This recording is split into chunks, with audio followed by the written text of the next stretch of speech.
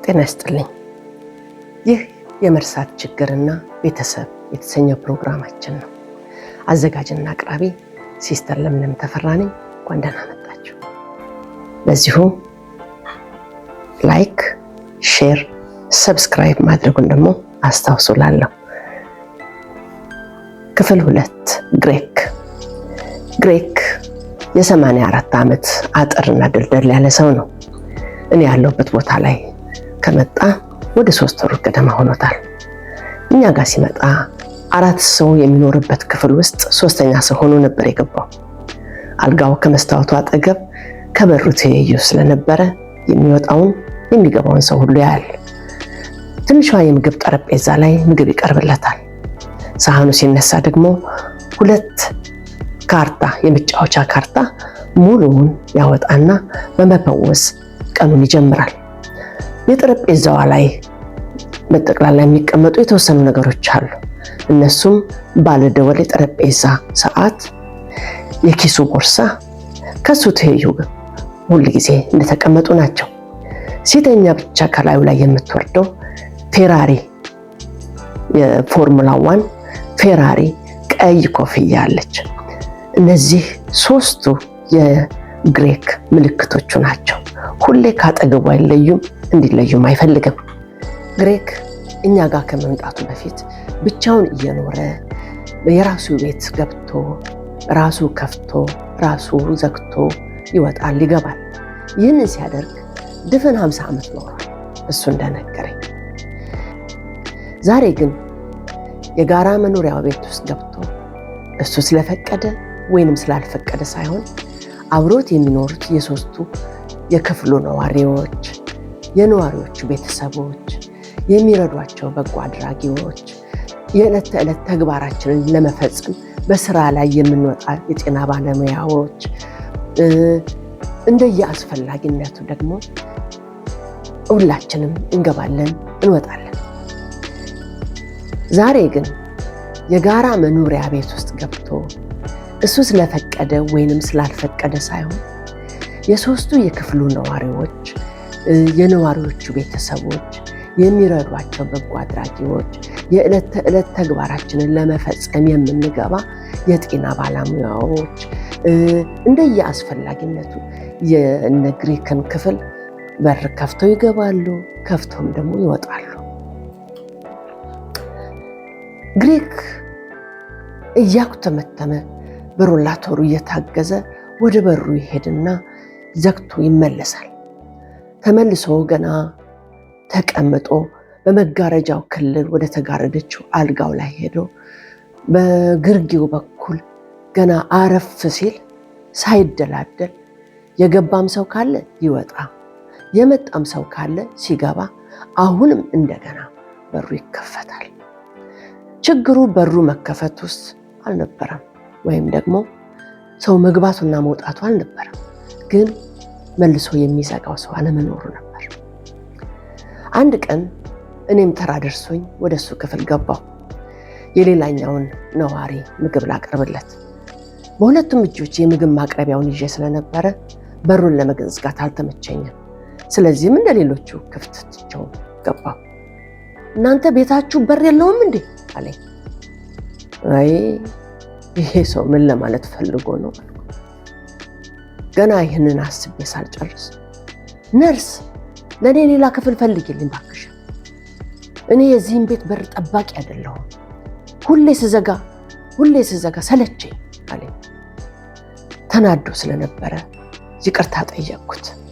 እንዲቀመጥም ነግሬው ተመልሼ በሩን ዘጋሁኝና ምግቡን ማቅረብ ወደ ጀመርኩለት ሰው ላበላው ተጠጋሁ። እዛው ቁጭ ብዬ ሳለ ግን አንድ ሐሳብ መጣልኝ። ስትወጡና ስትገቡ በሩን ዝጉት ብዬ ብለጥፍለትስ ይሄ ይረዳዋል ብዬ አሰብኩ። ጽሑፌንም ጽፌ በበሩ ላይ በውጭም በኩል በውስጥም በኩል ለጠፍኩት። ከዚያን ቀን ጀምሮ ለሱም በሩን ከሞላ ጎደል እየተዘጉለት ይወጡ ጀመር። አንዳንድም ክፍት ሳገኘው ሰላም ብዬው ዘግቼው አልፋለሁ። እኔም ከሱ ጋር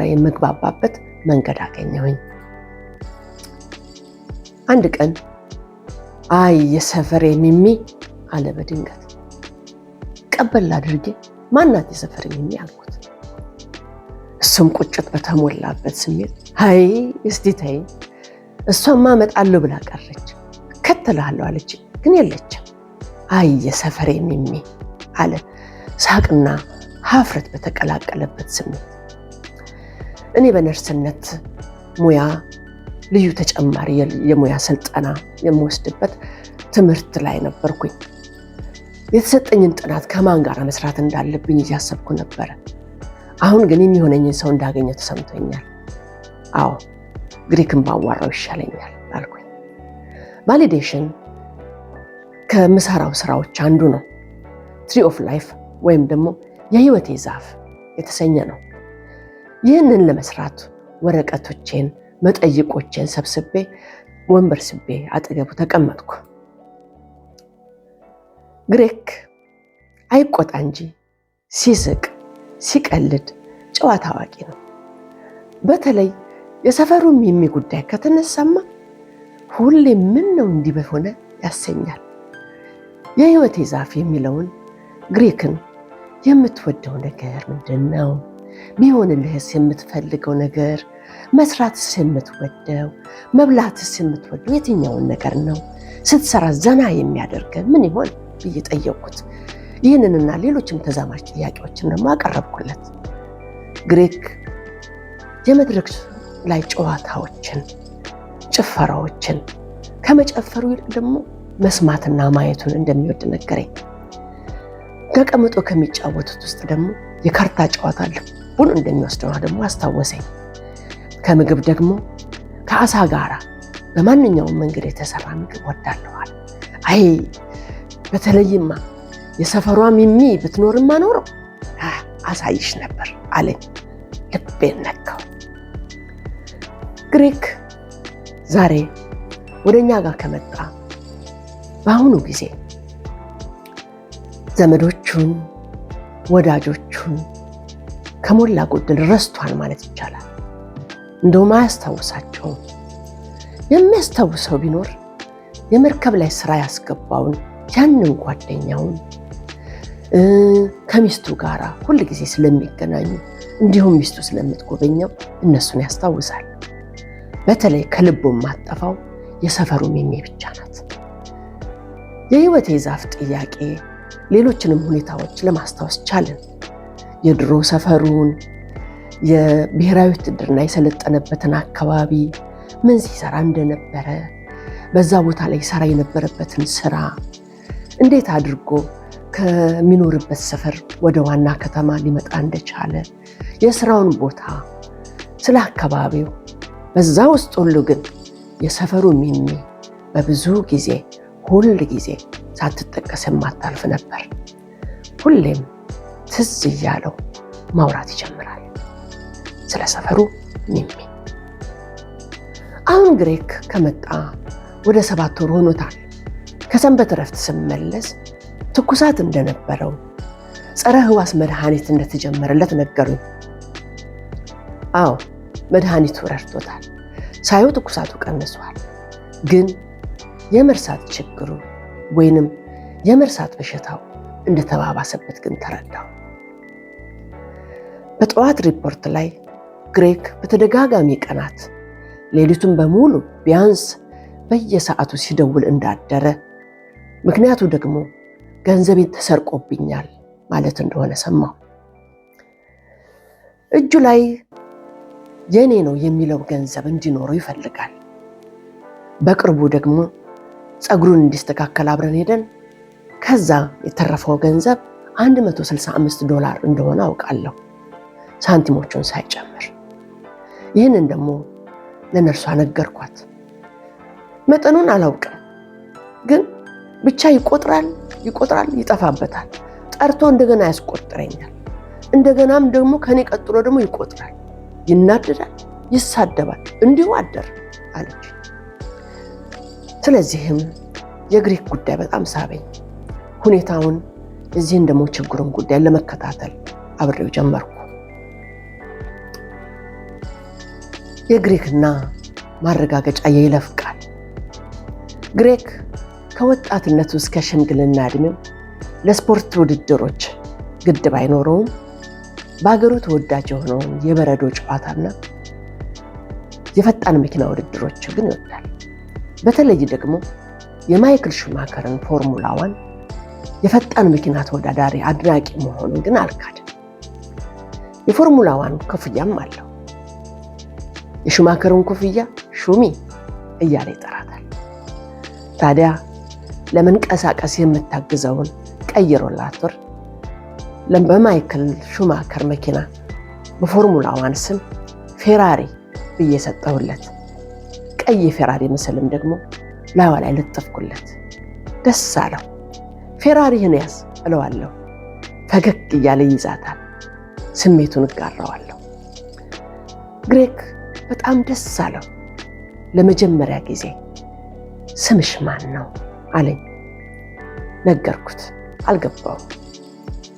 ደግሜ ለምለም አልኩት ረገጥ አድርጌ። ለሀገሬው ቋንቋ ይቀርባል ብሎ ያለውን ስም ጠራ። ለሚኔ አለ። አዎ ይሆናል አልኩትና እውቅና ሰጠሁለት።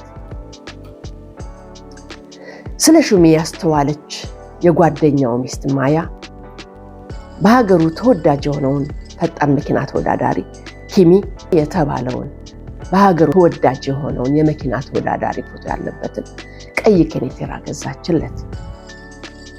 ከቁም ሳጥን ወስጄ እንዲለብስ አደረግኩት። እንደ ልጅ እንደ መሳቅ አደረገው። እንደወደደው ያስታውቅ ነበር። በዚያው ስሜት ወደ ጋራ መመገቢያው ሳሎን ሄድን። ቁርሱን ኦትስና ዳቦ ከወተት ጋር አቀረብኩለት። ግማሹን በልቶ ግማሹን በልብሱ ላይ አንጠባጥቦ ብቻ በፍጥነት ጨረሰ። ግሬግ ነርስ ብሎ ከተጣራ ወዲያው መምጣት ነበረብኝ። ዛሬ ግን እንደዛ አልነበረም። ቁርስ ሳቀርብለት ግሬግ በልተህ ስትጨርስ እመጣለሁ ስላልኩት ጥቂት ጠበቀኝ። እኔም ቁርስ ከማደልበት አቋርጬ መጣሁለት። መንገድ ስንጀምር አመሰግናለሁ አለኝ። ያ ማለት ታማኝነት አግኝቻለሁ ማለት ነው አልኩ ለራሴ። ክፍሉ አድርሼው አልጋ ላይ ጋደም አለ። እንዳረብሸው በሩን በቀስታ ዘግቼ ሄድኩኝ። ገና የጋራ ሳሎን ጋር ሳልደርስ ጓ እንደገና ጓ የሚል የበር በኃይል ሲዘጋ ሰማሁ። አዎ ግሬግ ነበር። በለሆሳስ የዘጋሁትን በር መዘጋቱን በጆሮ ወይንም በእጁ አላረጋገጠም። ስለዚህም በደከመ ጉልበቱ እየተንገዳገደ ከአልጋ ወርዶ በሮላተሩ ተደግፎ መጥቶ በሩን እንደገና መዘጋቱን ያረጋግጥ ነበር። በለሆሳስ የዘጋሁትን በር መዘጋቱን በጆሮ ወይንም በእጁ አላረጋገጠም ነበር። ስለዚህም በደከመ ጉልበቱ ከተጋደመበት ተነስቶ በሮላተሩ ተደግፎ በራሱ በሩን መዘጋቱን ሊያረጋግጥ እንደገና ከፍቶ እየዘጋ ነበር። ታዲያ በጣም ተሰማኝ። ምን ማድረግ አለብኝ? ምንስ ማረጋገጫ ልስጠው ብዬ አሰብኩኝ። ያ ድምፅ የበሩ መዘጋቱን ለእርሱ የይለፍ ቃል ነው። ጓ ብሎ ሲሰማው በሩ መዘጋቱን ያረጋግጣል። ስለዚህ አንድ ነገር ማድረግ አለብኝ ብዬ አልኩ። ይህም ጓ አርጌ መዝጋት ወይንም በሩ ተዘግቷል ብዬ መንገር። ከዚያን ቀን ጀምሮ ከክፍሉ ስወጣ ይጠብቃል። እኔም በሩ ተዘግቷል እለዋለሁ። አሁንማ ለምዷል። በሩን ዝጊው ይላል። በሩ ተዘግቷል እልና በሩን እዘጋለታለሁ። በሚቀጥለው ቀን ስራዎቼን ሰራርቼ ግሬግ ጋር ሄድኩኝ። ቀዩን ኮፍያ ሹሚን ፊቱ ላይ ጋርዶ ተኝቷል። ሹሚ በጣም ተወዳጁ ኮፍያው ነች። ከቆሸሸች ታጥባ እስክትደርቅ ድረስ አይታገስም። ሹሚ ሹሚ የታለ ሹሚ ይላል። የመርሳት ችግር ያለባቸው ሰዎች ሁሌም ተአማኝነትን ይፈልጋሉ። ስለዚህም ልምዳቸውን ማክበር አስፈላጊ ነው። ምሳ ሰዓት ላይ ለሌሎች ምግብ ከሰጠው በኋላ እሱን ከክፍሉ ለማምጣት ሄድኩኝ። ሲያይን ሹሚን ከፊቱ አንስቶ ትራሱ ስር አደረጋት። ለምን እንደመጣው በሚጠይቅ ስሜት አየኝ። ምሳ ደርሷል እንሂድ አልኩት። አለ።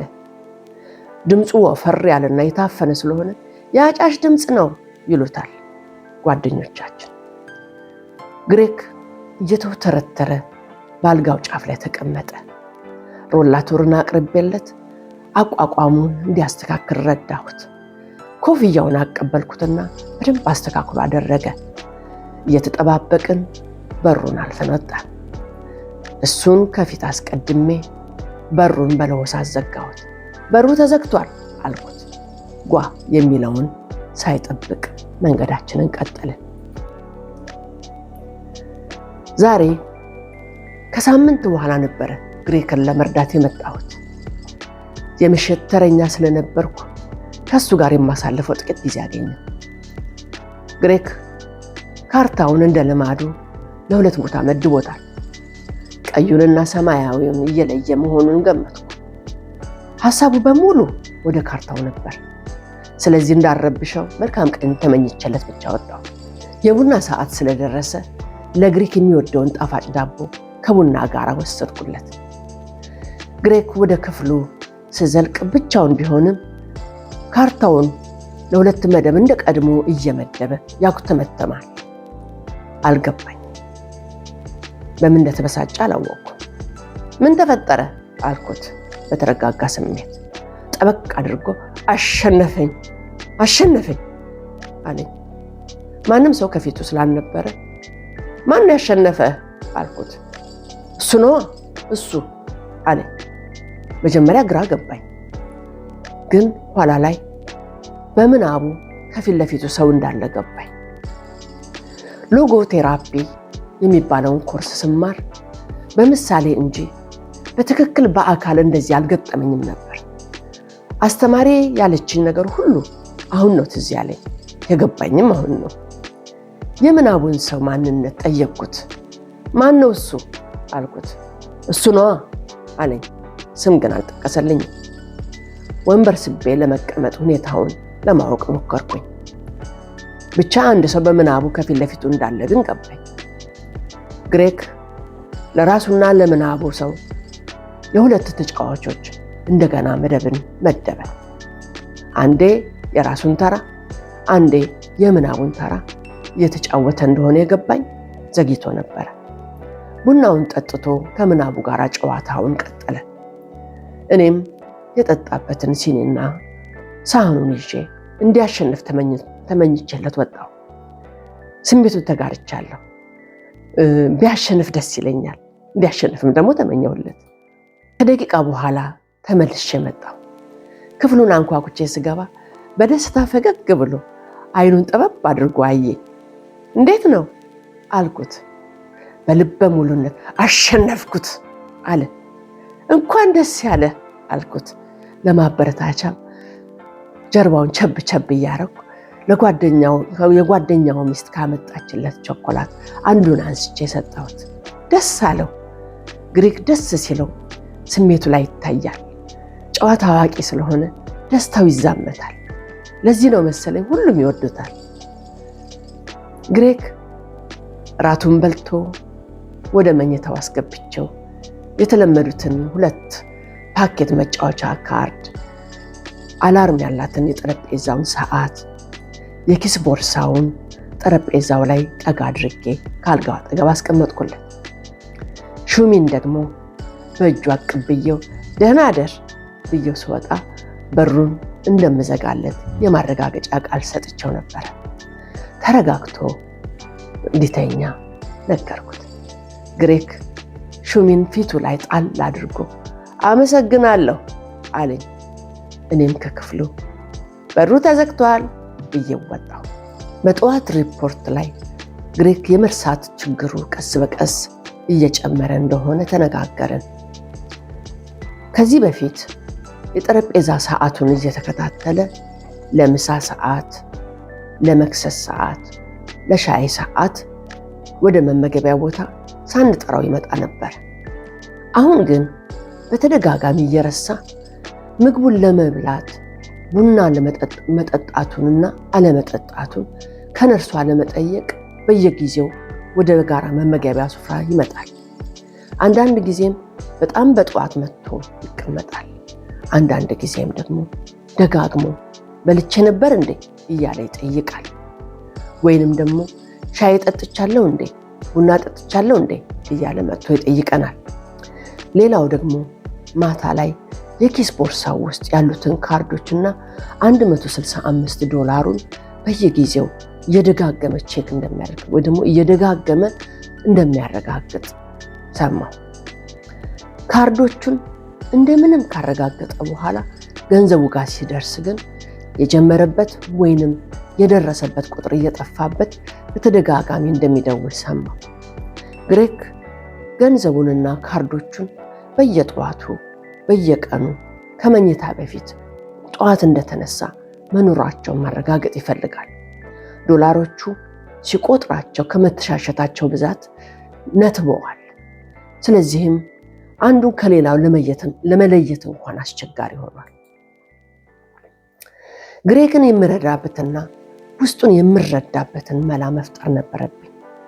ከገንዘቡ በመጀመር ፈቃዱን ጠይቄ በመስሪያ ቤቱ ውስጥ ወደ ነበረችው የሂሳብ ሰራተኛ በመሄድ የነተቡትን ዶላሮች እንድትለውጥልኝ ጠየቋት። እሷም በቅርቡ ባንክ ስትሄድ እንደምትለውጣቸው ነግራኝ የነተቡት ምትክ አዳዲስ ዶላሮችን ሰጠችኝ። እነዚህንም አዳዲስ ዶላሮች ለግሬክ አሳይቸው በቦርሳ ውስጥ አስተካክዬ ከተትኩለት። አሁንም ችግሩ እየተባባሰ ሄደ። ግሬክ በትክክል ማረጋገጥ እስኪችል ድረስ ብዙ ሌሊቶችን ብዙ ቀናቶችን በአልጋው ዳር ላይ የተቀመጠ ሲቆጥር ያድራል፣ ሲቆጥርም ይውላል። ግራ ገብቶት ለነርሷም ደግሞ ይደውላል። ግሬክ እንዲረጋጋ ለማድረግ ማረጋገጫ እንዲያገኝ አንድ ነገር ማድረግ አለብኝ ብዬ አሰብኩኝ። ከፕሮጀክት አንዱ ክፍል ይህንን አድርጌ ደግሞ ወሰድኩት። ዛሬ በጠዋት ገቢ ነበርኩና በሪፖርት ላይ ሌሊቱን በሙሉ ገንዘቡን ሲቆጥር ቆይቶ ሲያቅተው እንቅልፍ ጥሎት እንደተኛ ሰማሁ። ላዩ ወደሱ ክፍል አመራው። በቀስታ አንኳኩቼ ገባሁ። ግሬክ ፊቱን በሹም ሸፍኖ ተኝቷል። ይህንን እቅድ አወጣሁኝ። የግሬክ ዋና የእሱነቱን ምልክት ማወቅ፣ ለራሱ የሚያረጋግጥበትን መንገድ ማዘጋጀት፣ ይህንን ማረጋገጫ ደግሞ ሌሎች እንዲያውቁትና እንዲለምዱት ማድረግ ብዬ ወሰንኩኝ። አንደኛ ግሬክ አጠገቡ ማድረግ የሚፈልጋቸውን ነገሮች ለይቶ ማወቅ፣ ቦርሳውን አጠገቡ ማድረግ የሚፈልገውን መረጃ መስጠት ነበር። ሁለተኛ አዲስ ወይም ደግሞ እንግዳ ሰራተኞች ሲመጡ በቀላሉ እንዲያገኙትና እንዲረዱት ምን ማድረግ አለብኝ የሚለው ነው። ሶስተኛ ከግሪክ ቦርሳ ውስጥ ያሉትን ለግሪክ ዋና የሆኑትን ነገሮች በትክክል ቆጥረን አረጋግጠን እያንዳንዱን እንዲያይ ማድረግ መቻል። ከዚህም ውስጥ ምንድነው እያንዳንዱን የካርዶችን ምስል በመውሰድ ግድግዳ ላይ በመለጠፍ ሰዎች በቀላሉ እንዲያገኙት ለማድረግ መሞከር ነው። የገንዘቡን ልክ ደግሞ በቁጥር አስቀምጦ ያንን እንዲያረጋግጡለት ለማድረግ መሞከር ነበረ። ከነዚህ ውስጥም ለሹሚ ወይም ደግሞ ለኮፍያው እውቅና ሰጠሁ ማለት ነው። ኮፍያውን ፎቶግራፍ ለጥፌ ዋና ከተባሉት ውስጥ አንድ አደረኩኝ። ከዛ ደግሞ $165 እንዳለው ደግሞ በሳንቲሙ ላይ ግድ እንደሌለውም ደግሞ አስተዋልኩኝ። ለሁሉም በሚታይ መልኩ ምስሎቹን ወስጄ የካርዶችን እያንዳንዳቸውን ካርዶች ምስሉ ወስጄ ግድግዳ ላይ ለጠፍኩኝ። በቀላሉ ማንኛውም ሰው ሊያይ በሚችል እና ከላይ ደግሞ የግሪክ ማረጋገጫዎች በሚል ለጠፍኩበት ማለት ነው። ከምሳ በኋላ ጋደም ማለት ፈልጎ ከተኛበት መጥሪያ ደወለልኝ። እኔም ሄድኩለት። ሹሚ አለ። ሹሚን ሰጠሁት። ከዛ የኪስ ቦርሳውን አሳየኝ። ለማየት ሲታገል አንዴ ልርዳ እኔ ሌላ አልኩት። አምኖ ሰጠኝ። ውስጡን ከፍቼ ቦርሳ ውስጥ ያለውን በቃል መናገር ጀመርኩ። እኔም አረጋገጥኩለት ምን እንደሚፈልግ። በግድግዳው ላይ በግልጽ የለጠፍኩለትን ከዛ ውስጥ አጣቅሼ ለራሴ ሙከራ አደረግኩ ማለት ነው። እና እንዲህ ነገርኩት። በቦርሳው ውስጥ የጡረታ መቀበያ ካርድ፣ የሕክምና ካርድ፣ የመጓጓዣ ካርድ፣ የባንክ ካርድ $165 አለ አልኩት። በ50 በ20 በ10ና በ5 ይህንን ያክል እያልኩኝ ነገርኩትና አረጋገጥኩለት። ለሚኔ አንቺ ታውቂያለሽ አለኝ። እጁንም ዘረጋ። ሹሚንም ሰጠሁት ኮፍያውን። እሷንም በራሱ ላይ ሸፈን አድርጎ አመሰግናለሁ ብሎ ተኛ። አሁን ሁሉም አውቀውታል። ለመተኛ ሲፈልግ ማረጋገጫን ይጠይቃል፣ እነሱም ያረጋግጡለታል። አንቺ ታውቂያለሽ፣ አንተ ታውቃለህ ይላል። አሁንማ መጥሪያ መደወሉን ካስፈለገኝ እደውላለሁ ማለት ጀመረ። ውጤቱ እንደዚህ ፈጣን ይሆናል ብዬ አልጠበቅኩም ነበር፣ ግን በጣም ፈጣን በመሆኑ ደስ ብሎኛል። ግሬክ በየምክንያቱ ግን ስለ ሰፈሩ ሚሚ ማውቃቱን አላቆመም። እያወጋን ደግሞ ፈገግ ይላል፣ እያፈረም ፈገግ እያለም ለወራት እየቀለድንም እያደናነቅንም ጥናታችንን በጋራ ጨረስን። አሁን ጥናታችንን ጨርሰን ስራ ላይ ከዋልነው ይኸው በአንድ መንገድ 2 ዓመት ዘለቀ። አንድ ቀን ስለደከመው ከክፍሉ እንዳልወጣ ነገሩኝ። ስለ ሰፈሩ ሚሚ ሲያወራ ሁኔታው፣ ስሜቱ ደስ ይለኛል። ደስታው ደስ ስለሚለኝ ሁሌ ስለ ሰፈሩ ሚሚ በቃል ተንኮስ ሳላደርገው አላልፍም። አዘጋጅና አቅራቢ ሲስተር ለምለም ተፈራ ነኝ። ላይክ፣ ሼር፣ ሰብስክራይብ በማድረግ አስታውሱ። አመሰግናለሁ።